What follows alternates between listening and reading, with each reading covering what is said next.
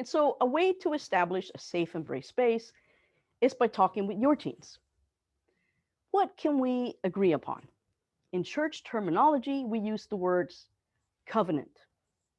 In the nonprofit world, we might say policies, guidelines. Ask what are your non-negotiables. Then share your ideas and your thoughts with the youth, but ask them to agree and add to your initial comments. And if they disagree, ask them to maybe help you write it in another way.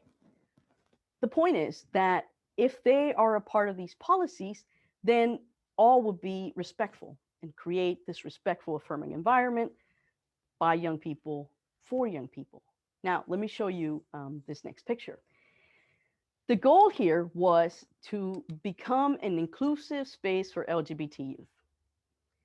There were no LGBT teens, and Latinos never showed up.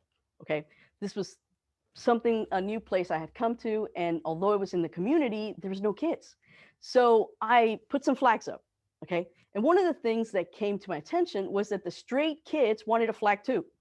So I had to go order a banner because evidently I couldn't find a straight flag. And it must be silly, I know, but it was important that all teens felt represented. They wanted a flag, we made a flag.